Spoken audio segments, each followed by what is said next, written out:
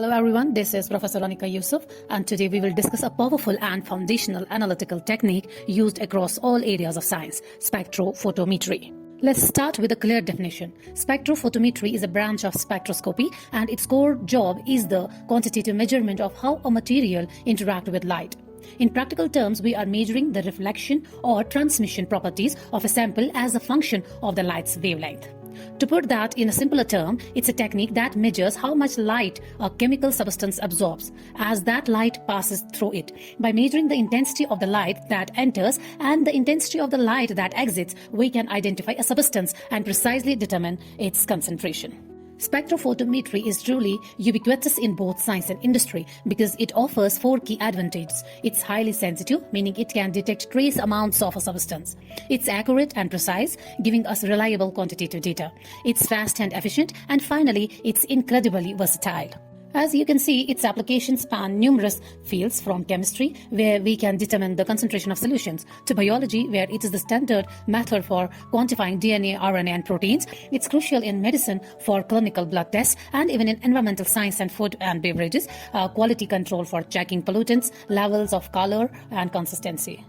To understand how it works, we must briefly touch upon the interaction between light and matter. Remember, light is a form of electromagnetic radiation. The fundamental concept here is that different molecules absorb light of specific wavelengths. When a molecule absorbs light energy, that energy causes the molecule to jump to a higher, excited energy state. The key takeaway is that this pattern of absorption, which wavelengths are absorbed and which are not, is unique to every molecule. We can think of it as the molecule's unique molecular fingerprint. Now, this slide introduces the mathematical heart of quantitative spectrophotometry, the Beer-Lambert's law. This law established the essential relationship we rely on. This formula is simple but powerful. A is equal to ELC. A is absorbance, the amount of light absorbed. L is the path length, which is the fixed width of the cubit, usually L centimeter. C is the concentration of the substance we are measuring. And E is the epsilon, which is a molecular absorptive, which is constant, specific to that substances and wavelength.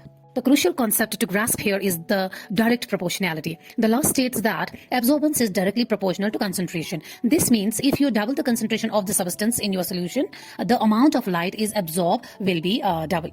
This proportionality is the basis for all quantitative analysis. If we know the constants epsilon and the path length, we can simply measure the absorbance of an unknown solution and calculate its concentration directly. In a lab, we often simplify this even further by using a method called calibration curve. The calibration curve is a practical way to find the concentration of an unknown sample. We make it by first preparing a series of standard solutions. These are solutions where we know the concentration precisely. We measure the absorbance of each standard and then plot absorbance on the y-axis against concentration on the x-axis. Ideally, this gives us a straight line. Once this line is established, we measure the absorbance of our unknown sample, find its value, and the y-axis trace it over the line, and then read down to the x-axis to determine its unknown concentration. Let's look inside the instrument itself.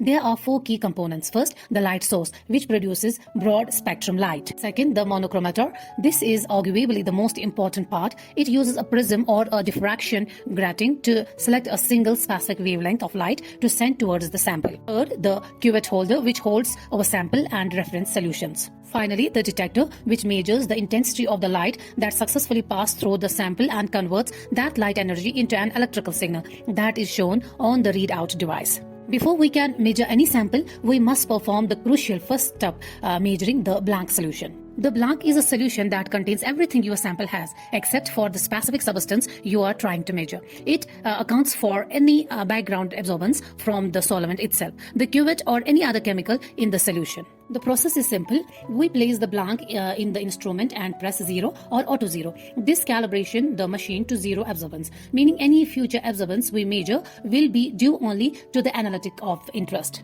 Here is a quick overview of the operational procedure in the lab. After allowing the instrument to warm up, we select the desired wavelength, which we will discuss next. We then use the blank solution to calibrate the instrument to 0 absorbance. Once zeroed, we remove the blank, insert our actual sample, and record the absorbance value displayed on the screen. We repeat this process for all our standard solutions and any unknown samples. We mentioned selecting the right wavelength, and this is critical. We don't just use any wavelength. We choose the wavelength of a maximum absorbance, or lambda max. Why is it so important? Because the analyte absorbs light most strongly at this specific wavelength. This gives us the highest sensitivity and most accurate results. A small change in concentration results in the largest possible change in the absorbance. We find lambda max by performing a wavelength scan on a standard solution and identify the peak of the resultant absorption spectrum. Well, like any law, the Beer-Lambert law has limits. It is fundamentally an ideal model and only works perfectly under certain conditions. The first, it only holds true for dilute solutions. At high concentrations, the relationship between absorbance and concentrations become nonlinear. The graph starts to curve and the law breaks down. We also face chemical deviations where the analyte might react with the solvent or change its chemical form, perhaps due to a pH change, which alters its light absorbing properties. And finally, there are instrumental deviations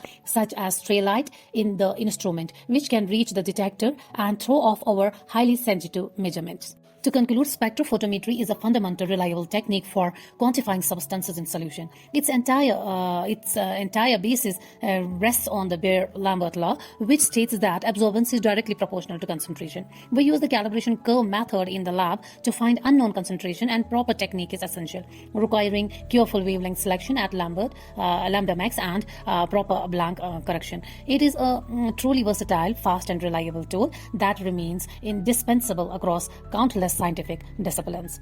Thank you very much for your attention and thanks for watching.